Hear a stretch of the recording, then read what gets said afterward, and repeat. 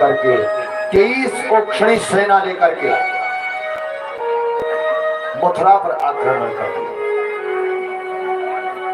अपार सेना भगवान ने जरासंध की समाप्त कर दी, पर जरासंध को जीवित छोड़ दिया।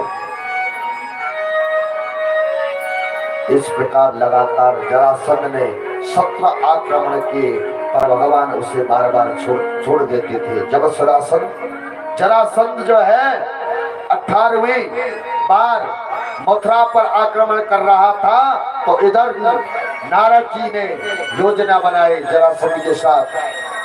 काल एवं मृक्षों के राजा को भगवान से युद्ध करने भेज दिया। पूरी मथुरापुरी को भगवान सहित घेर लिया। भगवान उसे देखकर बिना कोई आयुध लिए नगर के बाहर निकल गए और कोई आयुध हाथ में नहीं लिया।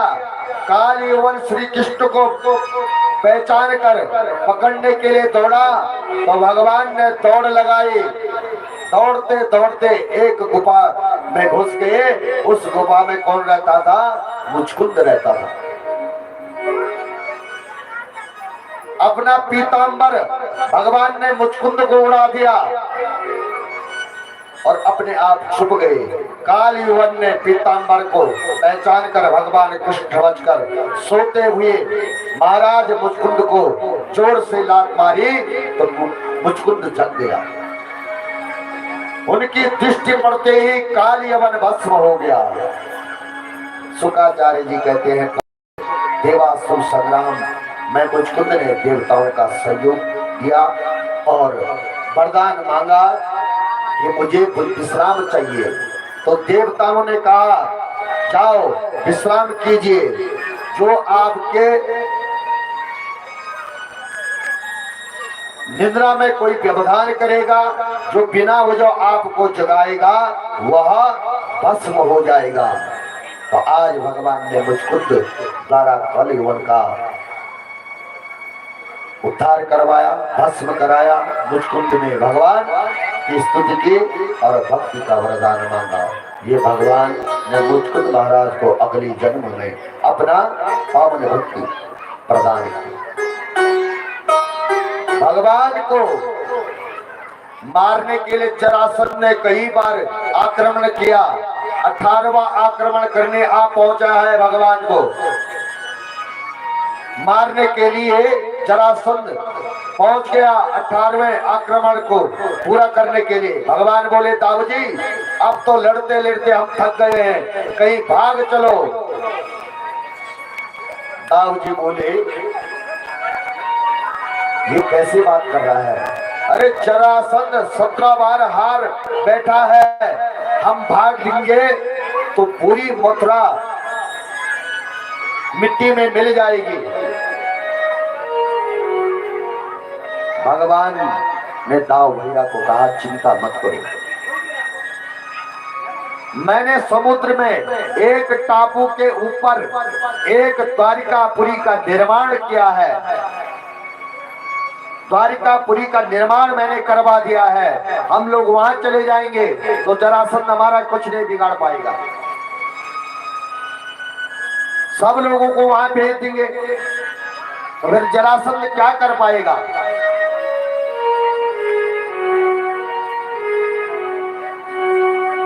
बलराम जी बोले, बदनामी होगी, लोग रण छोड़ कहेंगे।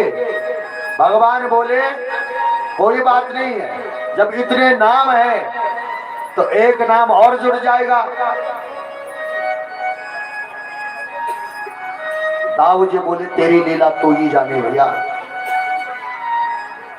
18वां युद्ध में जरासंध से लड़ते वो भाग लिए और दाऊ जी भी को भी साथ लेकर के जरासंध आश्चर्यचकित हो गया।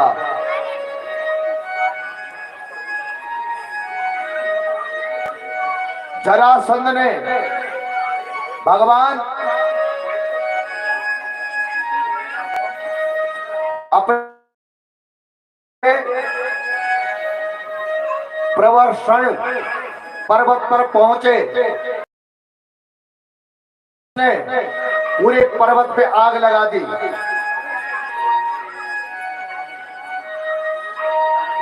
पूरे पर्वत को भस्म कर दिया और भगवान वहां से निकल करके समुद्र में पहुंच गए। समुद्र में जो भगवान एक टापू पे द्वारिका बसाई थी, भगवान वहां पहुंच गए। इधर जब पर्वत को भस्म किया, जब जरासंध ने सोचा कि मैंने युद्ध को जीत लिया है, उसे विश्वास हो गया है कि मैंने दोनों भाइयों को भस्म कर दिया है, विजय का शंख बजा करके मगध देश लौट गया और मगध देश लौट करके जरासंध ब्राह्मणों का अनन्य भक्त बन गया, क्योंकि उसने ब्राह्मणों को बिठाया था और कहा था कि इस समय मुझे जीत मिलने ही चाहिए, अनुष्ठान करो। तो भगवान ने ब्राह्मणों का महत्व बना दिया और जरासंध ब्राह्मणों का बड़ा अद्भुत भक्त बन गया। 11 वर्ष की अवस्था में वृंदावन छोड़ करके प्रभु मथुरा पधारे और 14 वर्ष मथुरा में रह करके असुरों का उद्धार किया और आज 25 वर्ष की आयु में, 25 वर्ष की अवस्था में प्रभु द्वारिकाधीश बन गए। बोले द्वारिकानाथ भगवान की। आइए भगवान का गुणगान करें।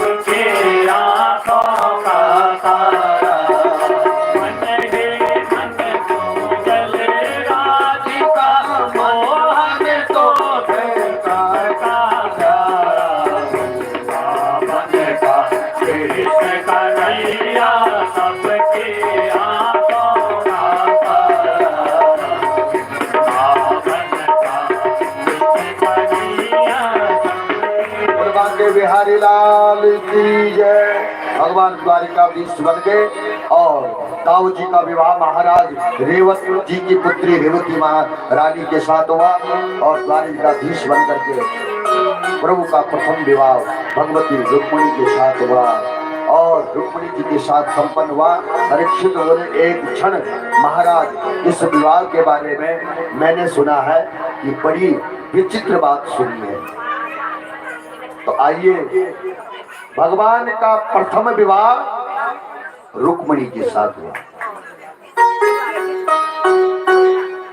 किसके साथ? किसके पुत्री थी रुक्मिणी? कि भगवान भीष्म सुतः रुक्मिणी रुचिरा ननाऊ।